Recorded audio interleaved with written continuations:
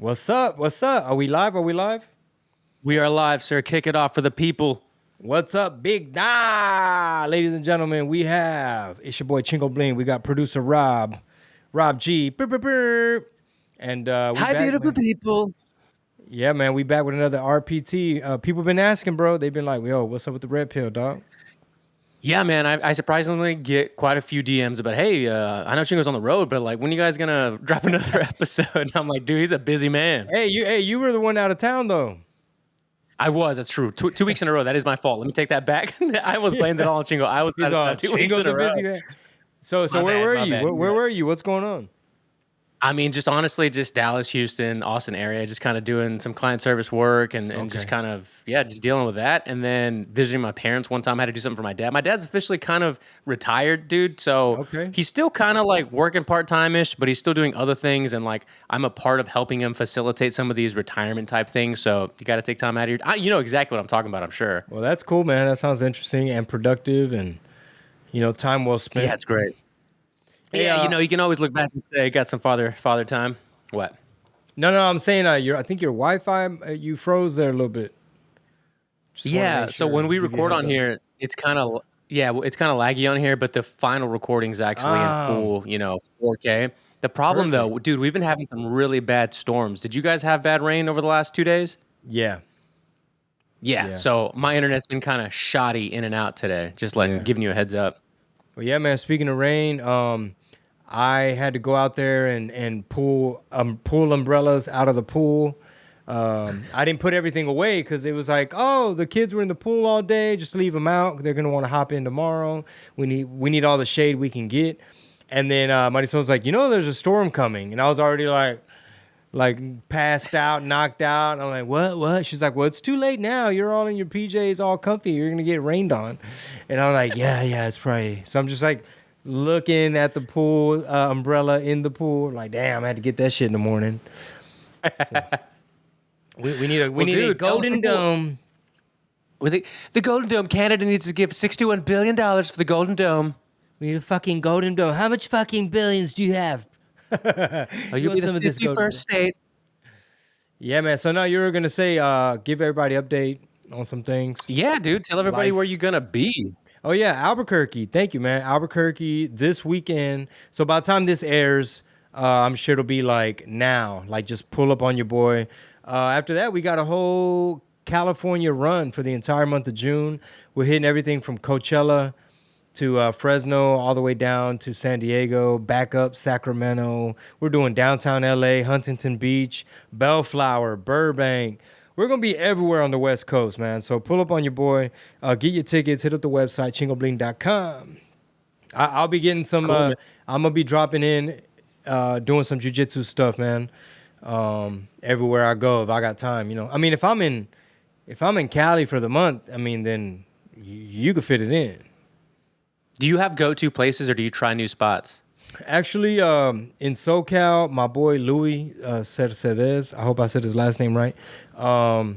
He teaches out there like in the Reseda area. So I'm gonna, pull up on them at his spot. And but yeah, man, just depends on where I'm at, right? And just what schedule allows. So I mean, obviously, like places like El Paso, some spots you're able to get it in. Some places I might not have a hookup or I might not have time. Yeah. But That's but what's yeah, up, man. I've been going pretty steady, Urban Jungle, and I had this one good day in particular before we get into politics, right? Let's do it. Got to talk jits. I had this one real good day at Open Mat at Urban Jungle where I rode with two different black belts, and they both tapped me out several times, obviously. But the first guy, he's like 6'4" or something, and he probably tapped me out about 2 good times. But we were going for a little while. I'm trying to defend and I'm trying to threaten certain things and trying things I saw on YouTube or some like Eddie Bravo tutorial somewhere. And but he was like, man, I should have really manhandled you more. Consider I'm like twice your size type thing. And I was like, oh, okay, I'll take that as a compliment. And then the next guy, also black belt, we rode for like a good while, probably 15, 20 minutes. And again, he tapped me a few times, and he was probably kind of toying with me for the most part, like wasn't going full throttle at all. But I was threatening some things, defending some things, just having a better understanding. Because he's like, man, I haven't rode with you in probably like a good year. He's like, I think you were still a white belt. And he was like, man, he's like, dude, you've come a long way. You got a little bit of game now. And then he says, man, give it a year, man. Shit, give it a year. And I'm like, okay, I don't know what that means, but hey, I'll be here. I'll stick around for another year. Dude, I mean, we can say things like this, no homo in the Trump era of the world. So no homo, but you have come such a far way. Like you have people don't understand, like from the wanting to train to like training sporadically to like training as often as Chingo does now. Dude, that is a rare among rarity in a lot of people that actually ever start training. I'm included in that, by the way. Oh man, thank you, bro. And I mean, like I didn't go today. I still kind of like I don't go every day, and I don't go as often as like I sometimes would like. And I'll make excuses. I'll take it easy. Sometimes I'll be like, man, you got a lot going on. You kind of need a rest day anyway, or what have you. But it is an interesting kind of metaphor for life, and just kind of like what you just described, just going from like zero on the couch, no belt, to like, okay, Chingo's a little white belt. Oh, Chingo got a little stripe. To, oh, he's got 2 stripes, and all the way to like, oh, cool, man, you got a little blue belt. That's what's up, cool.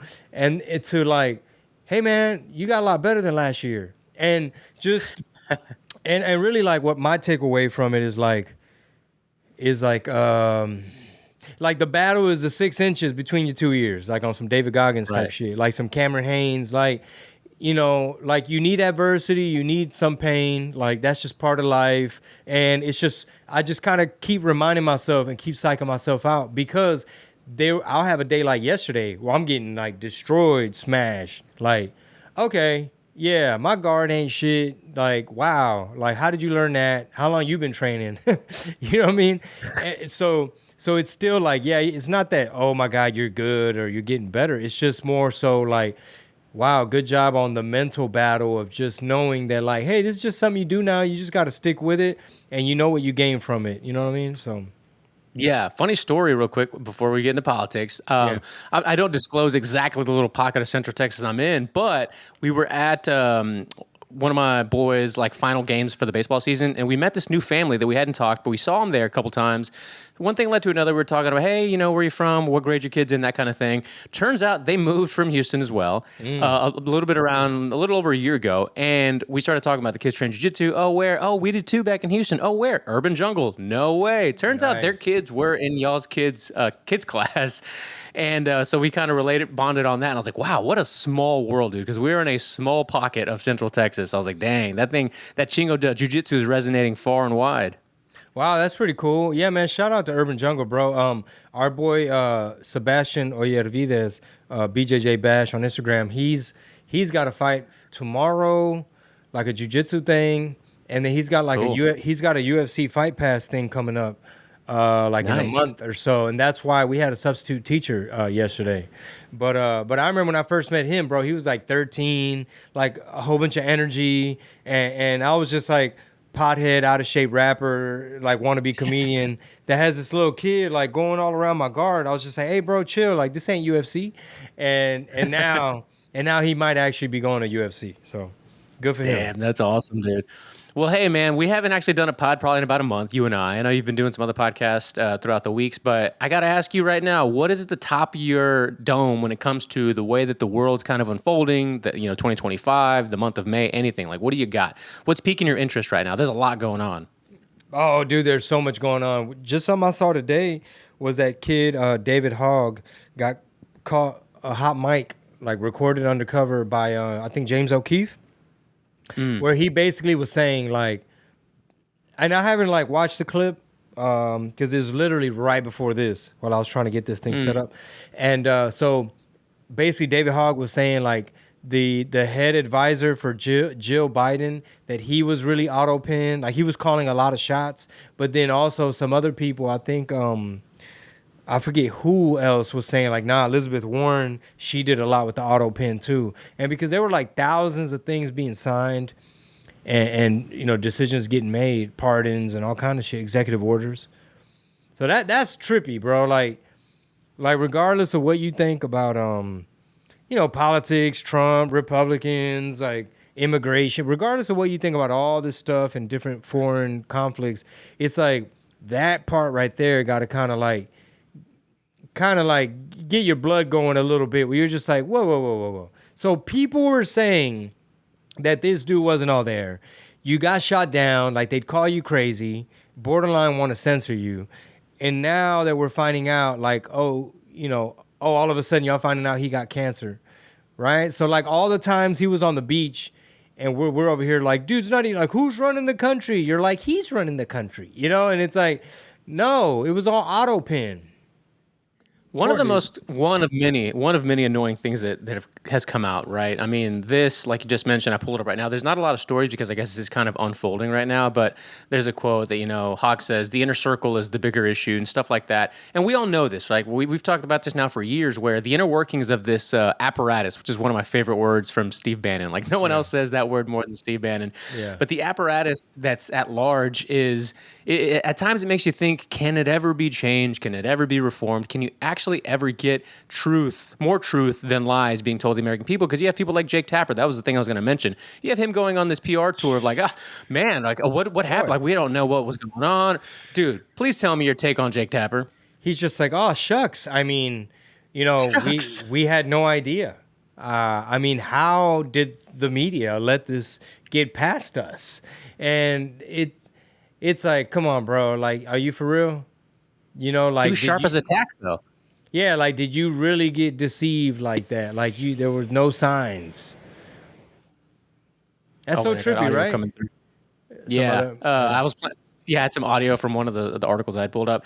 Yeah, it's super trippy because a lot of people they went all hook, line, and sinker on what was being told to them. And then when they start seeing some of the truth bombs kind of drop out, whether it's a Project Veritas thing or whatever, or the government or the new administration themselves, they can't quite shift their brain around to say, I was lied to, I believed it, and now I have to like eat those words, and they won't do it. Well, Joe Scarborough from Morning Joe. Will he? Has he said anything like, oh, this is, wow. I mean, he's really not sharp as Not a that I've tack. seen. Okay, Not that I've yeah, seen. I don't really watch him or anything like that, but yeah, I've seen a few compilations of like, just here's 3 minutes of the media just saying like, these are just partisan attacks. Robert Hur, the Hur report, and it's just.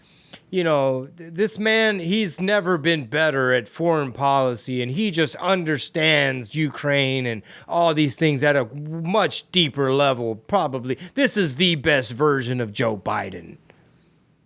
You know what's one of the funniest things, man? So over the last month, Chingo, this is what I've done. I don't know what exactly set it off. It was a culmination of all the things going on.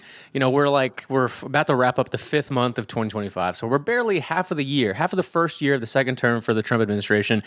And I was sitting here, and I was just thinking, and I was reading. I still read a lot of stories, even if you and I don't podcast. I'm always keeping up with the news and what's going on. And I decided to go to our good friends AI. I went to an AI platform, and I started just kind of prompting a couple of questions I had to try to pull up and formulate some sort of a comprehensive guide of how I can go back and learn some of the things throughout history that might have shaped where we are today. Because quite honestly, I'm not even lying, I'm really concerned at the future of America as we know it, right? And the people, especially the young people in it. So here's what I did. I figured out what I wanted to learn that I might have forgotten, that I wanted to dust the cobwebs off. And it drew me back to just starting at the beginning of what we know as America. And I suggest people do this, dude. So I went back and I asked it, because I'm a visual, I love watching things. So I said, hey, give me a good rundown of shows, docuseries, books that can show me and teach me the inner workings and philosophies of the founding fathers. It was kind of like a prompt like that, right? So it started spitting things out. I started refining that prompt and refining it. And I finally landed on a series that I had never watched. It's on HBO still, called John Adams, and it's about John Adams' life. So I watched that to kind of get like a primer for 1774, we'll call it, to like 1776. It's really good. I mean, for the time, it came out in '08. I think Paul Giamatti plays John Adams. You got some other pretty big actors from even now that are still relevant that was in that series. And I've read two big books already just this month alone about the founding Damn. fathers. One called Founding Brothers, and the other one I'm finishing probably today called The Quartet. And it all just centralizes around what was going on from pre-independence to the second revolution, which would have been the Constitution. And dude, from day one, the media was doing the same thing to John Adams, to George Washington. I mean, any publication, anybody that could write something about a president at the time or a public official was running the same psyops that they're running today, 250 years later. Except now we got AI, we got the internet, we have some real dangerous tools. It makes you feel like, I don't know if we can overcome this. Oh man. So what was the other? So you said the Quartet and the Founding Brothers. Yeah, Founding Brothers was a 36-hour book that I finished up probably in about a week because I was so into it. Like any second I got, I'd listen to it at like 1.3 or 1.5 speed, and then that kind of gives you the whole like every. At first, you made it sound like you read that motherfucker. Hey, are we gonna say that listening to it's not reading it? He's like, man, Wow. He's like, man, I heard that whole at double speed. Anytime I had a chance, heard I it go like- listen. Dude, I heard it like that. I was like, give me the info. Give me the info. While watching John Adams, just a fire hydrant of information. As fuck. You were like ready to go write a Constitution. I did do that, I swear. Like, watching it. Fuck yeah. And on top of that, I had ChatGPT open, and I was trying to. I was like, "Hey, did this really happen? Do we have accounts of this?" So, like, because shows will dramatize certain parts of it, but that show was very, very accurate to the letters that we have from John Adams and Washington and stuff. So, pretty cool. It was pretty interesting. So, I was watching it, I was listening to it, and then I was like fact checking some of the stuff in the show.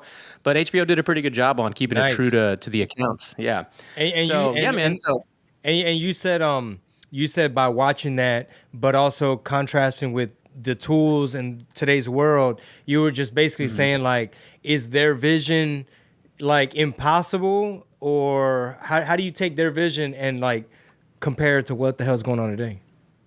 And I want to make some short videos on this because it's just, as we're coming up on the 250th birthday of America, the beautiful America, I think it's important to kind of freshen up on some of this stuff for people because the further we get away from it, right, as we cross this 250, which is it's a huge milestone because you start getting into how long do empires actually last and when does the fall of them usually kind of occur.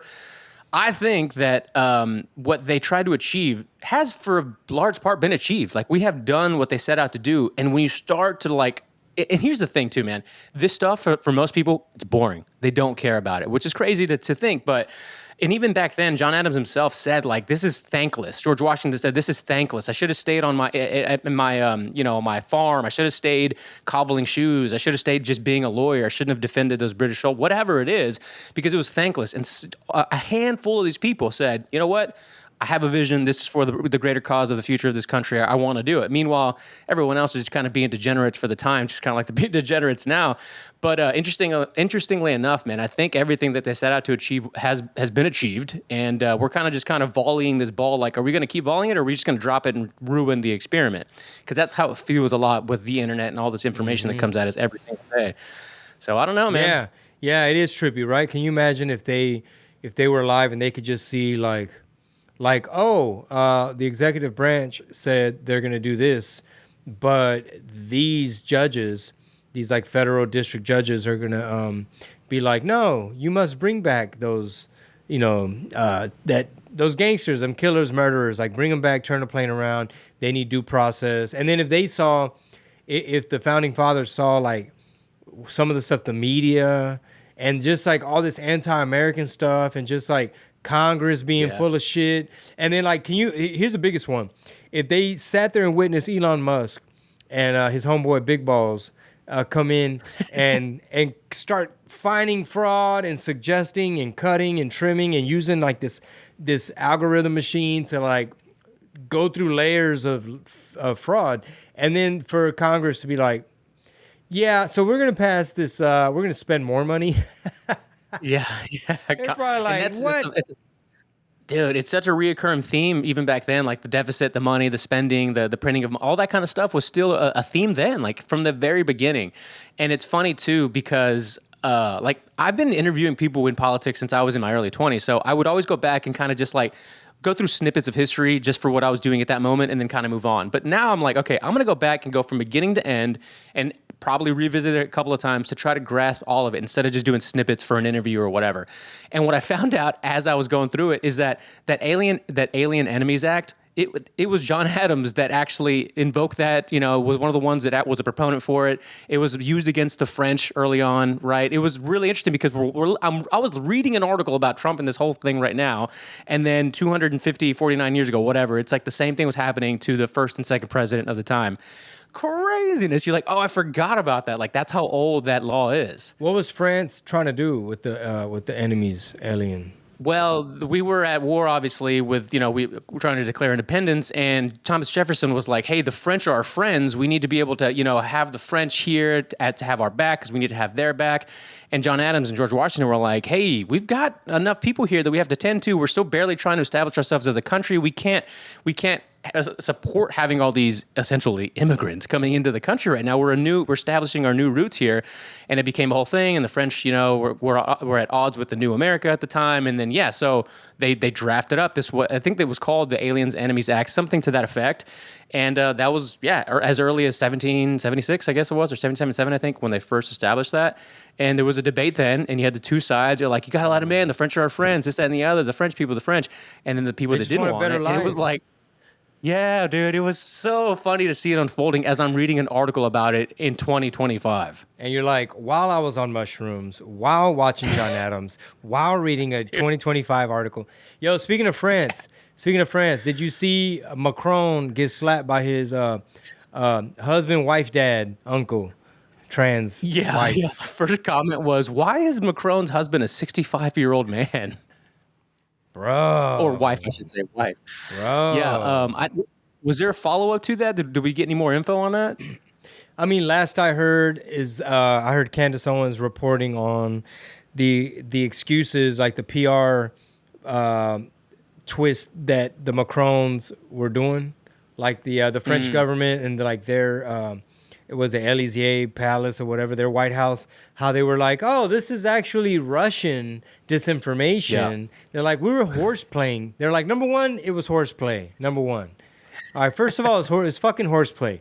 They're like, number two, this is Russian, whatever. So basically, they're just... I mean, the trippiest thing to me is kind of like, so everybody knows, like, at what point, how are y'all going to... I mean, supposedly, like, it's about to implode big time, according to Candace Owens. But, like, how are y'all going to come clean? Like, when are y'all going to admit? And how ridiculous is it that this is, like, happening in governments? Did you watch her series? Did you watch her series on Macron and the whole thing? No, where's this at? The Candace Owens, dude, I've heard about it so many Brigitte, times. becoming Brigitte. Oh, okay. I thought you meant there was like a HBO thing about Macron and his wife. No, I wish. Did you watch Candace Owens? I saw a lot of parts because I think some of it was behind a paywall, but she was going through. I don't know if you saw any of it, but she was going through like, yeah, dude. So like basically, she's trying to put all the pieces together, and an interesting thing is their whole little like inner circle. There's people who are dedicated to, like, I think one lady's just in charge of controlling all PR, all publicity, like all media shit. And then there's another person, I think, who's in charge of like manufacturing fake identities. So basically, Brigitte Macron was a real person. But this dude, who I think they even said like might allegedly be related to the president, like the husband, the wife is like related, like might be his uncle or his dad or something. So basically, what Candace and all her investigative reporting was like birth certificates, because the way it all started to come out was regular leftists or regular like media journalist people who were like weren't into politics. They wanted to write a glowing piece about the first lady because that's how she was being presented, type thing, right? So they're like, okay, cool. Well, let's dig in her life and let's just do a whole thing like a Time Life magazine, like this, Brigitte, the first lady of France, and you can see baby pictures and her as a young girl and all this stuff. But like it was never adding up, like the ages.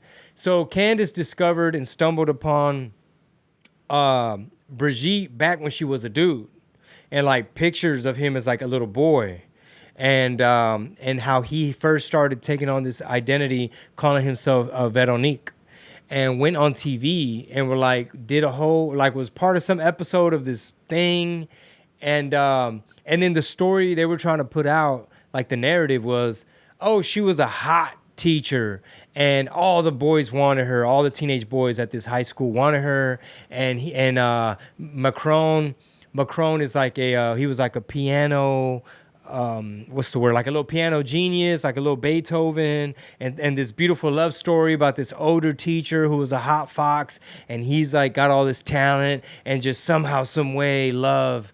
And then they're like, hold on, what's the age difference again? And they're like, nah, she was not hot. Like they pulling up old pictures of when she was a young trans, and they're just like, nah, cuh, like no, none of the boys wanted that. So it's real trippy, dude. A young T. She was a YT, young T. Yeah, she was a YT. Yeah, dog. It's trippy because like a lot of people talk about Michelle Obama being a dude. Well, I mean, yeah, we've been hearing that for as long as I can remember, honestly. And Yeah. the older that person gets, the more it looks like people are right. Yeah, man. I don't know, dude. There is a lot of stuff about it. Like, okay, are those kids, those two daughters, are they even hers? Was she ever even pregnant? Are they someone else's kids? Like, there's a lot there, and I can't wait to see what that's about. That rabbit hole. Yeah, no, same. I'm going to go back and watch whatever Candace Owens has put out because I'm kind of feel like I'm missing out because the more I see clips of it now and like especially the whole face show or the horseplay, I guess that they're calling. Yeah. The more I see stuff like that, I'm like, I got to know what's going on. Yeah, she mushed him. Das. I thought he was going to hit him or her, whatever, back. When I saw that, he just looked over at the camera and he's like waves and they closed the door. I'm like, dude gave him a complete punch. Was it a punch or like an open hand? No, it was an open hand, but I feel like he was gonna strike back with like a hook or something. Like, what are you doing? Yeah, they had just landed in Vietnam, so they probably didn't want too many marks. But that's trippy, bro. Because if it's like an older dude that had been grooming him since he was like a minor, and somehow they pulled this lie in front of the world, right? These are like global type leaders, and I wonder if Trump knows. You know, I think I mean, I was gonna say he's got to know, it's right? It's a guy. Everyone knows. Yeah, the French. Everyone knows it. I know it. Everyone. I have a file on Emmanuel Macron. Hey, speaking of trompitas, what do we? How's our assessment of the first 5 months from Senor Bling? Well, I'm curious with what all type of spending are they about to do? Like, from like, you know, I've been tuning out a little bit, but like from what I hear, it's kind of like, bro, the spending is it's like that asteroid that's just debt and interest and the dollar and all this other stuff, how it affects so many things with the global economy and all this type of foreign policy stuff, our leverage, our national security. And it's like, man, from what I hear, it's like, dude, they're not really, I don't know who to blame, if it's a Congress thing or who. That one part is scary. How, like, if they're Israel first, like how many influential Israeli people are in the mix and what kind of agenda they might have. That's also a major concern. We're keeping an eye on that one. So, you know, so that's like some of the big stuff where it's like, bro, are you really going to be able to like not spend so much freaking money to where it's going to be a damn disaster, you know? Yeah, the conversations of like the U.S. should be, you know, more isolationist, or we have now this whole global trade, it's a world economy thing, like same thing. Those conversations have been going on for 200 years.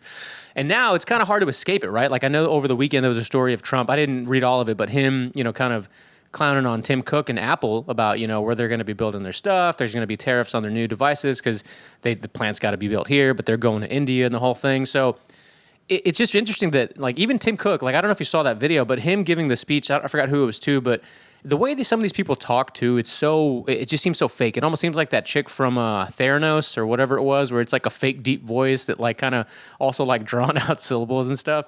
And he's talking about how in China, he goes, they don't, we're not going to China because there's cheaper labor necessarily. Like they're no longer the cheapest to work with. It's more that there's more skill there, right? So you're hearing that from him, the skill level. Okay, not enough people to fill the roles. Okay. Also, we need all of these. I don't know what is it, the H-1B or the B, whatever the Yeah, thing is, right? We H1B. need to. Yeah, H-1B, we got to get these engineers from other countries like India because we don't have enough here in America. So what can Americans do? Like, what can they do? You're basically saying there's not enough of them. There's not enough smart ones. There's not enough skilled ones. What exactly are these big companies or even politicians saying that Americans can do? Because they're still huge consumers, but you're saying they can't make anything? That's Yeah, weird. I mean, from what I feel, from what I've kind of gathered, the notion that we must only employ and only use like foreign H1B and that whole idea, it's like, oh, they're because they're badass engineers.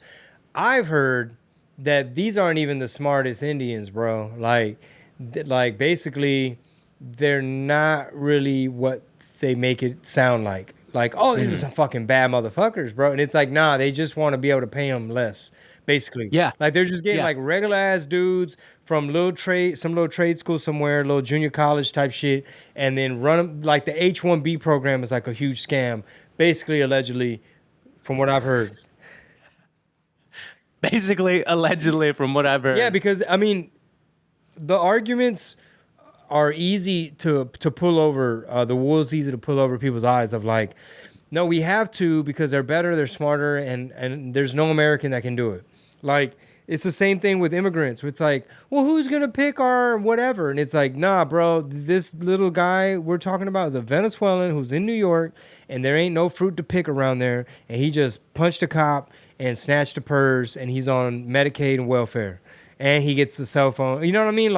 Like the dude who got flued out to Ohio and he's working a factory job. He's not picking fruit. You see what I'm saying? But like it's always like an easy argument of like, oh, it's just a bunch of bah humbug rubbish that there's even any deportations because clearly America is totally dependent. Like we won't have any salads. Like your fruit's gonna cost $1 million and no American's gonna go out there. It's like, bro, they literally dropped off millions of people and they're not all picking fruit. Like if you live in LA, right, and you mooching off the system and this and that and the third, it's like, nah, man, they're taking up an apartment, they're taking up a job, they causing, they blame traffic on them. They the ones causing all the traffic, and it's like, and they're not picking anything. Besides, when it comes to picking, vegetables or whatever, like there's an actual type of work visa that the government allots for to have like a seasonal migrant worker that the people they get a permiso, they come over, they work at the company, everything's legit, and a certain amount of those type of labor jobs are filled. But yeah, I don't know, but it doesn't sound like a stretch that our betters would bamboozle the American people and these companies, these Tim Cooks and these Apples and all these people, Google, all them Silicon Valley motherfuckers. Elon Musk probably hired a bunch too, H1Bs. Because I remember that was a big thing, right? When what's his name? Vivek? Yeah, Vivek. What's up with Vivek? We ain't heard nothing from him. Dude, ain't heard nothing since he kind of like just slowly he like Homer Simpson himself into the bush from the Doge situation. Yeah. But also to piggyback on what you just said, it does seem like it's a race to. Here's the best way I've heard it summarized is that we are still in a race to essentially slave labor. Like that's what it is. It's a race to who can get the cheapest slave labor from around the world to make the things that you want them to make. And as crazy as that sounds, in 2025, that is true. Just throw a dart on a map to a country and you'll most likely find a lot of slave labor camps making things that you wouldn't have expected to get made there. And here in America, man, like we're running this experiment where it's kind of done a lot in a short amount of time relative to the other empires or countries of the past. And we're at this like roadblock of, for instance, where did Apple start, right? Where did IBM, to go back a little further in time, but where did these companies started? In garages in America, grew their their factories, grew their production, everything here in America. And at a certain point, when we started globalizing everything, you got to a point where, well, maybe we can't necessarily do everything we want if we want to get to this huge scale of a conglomerate or of a company. And now we're here where it's the most unaffordable. I was reading about this morning, most unaffordable housing market in history right now. That's one, which is what most people aspire to do. Is the American dream is, right, buy a house, essentially, have some real estate, something you can sink your life into and have equity in. But I mean, if we're starting there at the American dream being that's already unattainable for most people. Yeah, yeah. So that's a new one. I haven't heard that. So you're saying in America present day, it's the least affordable that it's ever been? Yeah, so that there's a host of a show called The Higher Standard who I've interacted with for a while now. He is the CEO, I forgot for which bank on the West Coast, and very lucky that he just we got along and we interact on just kind of like random stuff on Instagram, and we're working on something for like another media collaboration. But he gets interviewed by Yahoo News and Business Insider and stuff like that all the time. And they just dropped a show about that, kind of describing it. And they do that because he's also in real estate in depth every week where, we hear people online screaming about how we can't afford young people, right? We can't afford houses, we can't afford this. And then he just kind of, they show the numbers and show the trajectories of everything. And it's one of the most the most difficult time to afford a house. And when you take that away from young Americans, man, and then you also tell them you can't make anything, you can't work anywhere, there's not enough skilled people, you aren't skilled enough to do things. And then you start getting into the, demasculating of the man, and every girl wants to be a girl boss and nobody wants to be a mom. It's like, dude, there's no way that this works out long term. It's a crazy soup, right? Like everything you just mentioned, like feminism, anti-American sentiment. Did you just to pivot real quick? Did you see how they had Pete Buttigieg and Bernie Sanders on Flagrant? I didn't. I didn't I watch caught a couple clips. Yeah, I caught one of where like they got slow music and butt plug talking about when he came out or something like that, and then Bernie essentially being like, yeah, those were our choices, and he was kind of like removed from the conversation. It felt like he was there, but he wasn't there because he knows that like they were in the wrong for a lot of things, and again, they're just not going to say it. Wow. Yeah, that's crazy, bro. Like Pete Buttigieg. Yeah. I think they might push him in the future. Do you think? I think they're still going to try to push him out there. Yeah, they're probably just kind of waiting to see which way the wind is going to blow. Like, okay, they're like, no, not 28. We're going to do you think they're going to do AOC and Bernie? That's what I'm hearing. I mean, that might be their best bet at like creating. If they don't create enough of a spark to win anything, I think it's enough of a spark to derail plans for anybody on the right or anybody that's opposing them. Because if you can just kind of, even if they get in, but they're like, all right, we're gonna fill you up with all these controversies and stories and just BS, then it makes their terms and it makes their administration's harder to manage, right? And I think that's kind of one of the goals of putting somebody like AOC and Bernie out there, just the Dumb and Dumber duo team. Plus, they're able to pull off like that fake populist, like the oligarchs. It's all about the oligarchs are not paying their fair share. Sorry, I got to get on my private jet. To one of my 5 houses, one of my mansions, yeah. And the AOC, she's got millions of dollars too. So, but yeah, they're able to pull off that fake populist because they could say shit that a lot of people want, like, hey, tax the rich, and the rich aren't paying their fair share, and all those kind of things. There was an article, speaking of that I didn't pull it up because I saw it in passing. Like I saw it on social, and then I meant to go look it up. But it was something to the effect of Democrats right now, the administration or whatever that whole conglomerate is right now, is trying to, or they have some initiative out where they're spending millions, if not billions of dollars to try to find a way to speak to everyday working Americans, right? And you would think that as one of the major parties in America, it should be easy to talk to the American people about what they need, what they want, what they're looking forward to. But they're trying to find their messaging. They're trying to find their angle, and they're spending a lot of money trying to do so. And it seems like it's falling on deaf ears. Like especially with American males, young American males have never been more quote unquote conservative. Whatever that means today. American men are like, nah, bro, whatever's on that side of me, I don't care. I don't like it. I don't want it. I'm good. You know what's trippy, bro? Like to tie it all full circle, because as we're talking about AOC and then what popped in my head was Jasmine Crockett. Oh, right. How could we forget? It's like, oh, it's a black female. She could just get away with saying with whatever. And it's like, awesome, great for sound bites. Very effective communicator. She knows how to clap back. I know that's right. And And they're like, that's great for votes. Anyway, and then, can you imagine that they knew Biden had like terminal cancer, like bad state. What is it? Yeah, Trump said stage 9, and people lost their shit. It's like there's no stage Yeah. 9. It's like it's 9 something else. Anyway, Right. they knew he was sick, and they were, if he had run, like if they had let him run, they were gonna swap him out. Like just pretend Biden Harris had won right now. They're gonna be like, and breaking news, we're breaking to the White House as Biden's gonna announce that he's ill and he's stepping down. And now, President Kamala Harris, happy birthday to ya. Happy birthday. She'd have came out like she did at that one thing where she's like, oh, I went to HBCU. Dude, and then she's gonna kick Tim Walz to the side and then just go along with Crockett as her right hand lady. Harrison Crockett. I know that's right. That's their logo. That's their That's whole all they got to fucking say. logo. Wait, so you're telling me that you want to build a golden dome? I don't think so. Y'all, I don't know if that sounds reminiscent of something, but I know in the past, your ancestors probably couldn't wait to do something like that to oppress us. Dude, the crazier part is when you see the clips. That's another person that I've not really paid a lot of attention to because it's so annoying to me. But I have seen the older videos of her where she's actually, because she's a very educated, Yeah. American woman Yeah. who doesn't talk like that, and she's just playing it up. It's reminiscent of the Hillary days, of even AOC when she's doing big speeches and just like changes up Or everything. like when they put Hillary in a black church. And Yeah, I didn't exactly. come this far. And I know MLK can look at us now. And you will vote Democrat. And you will vote blue no matter who. And it was like, yeah.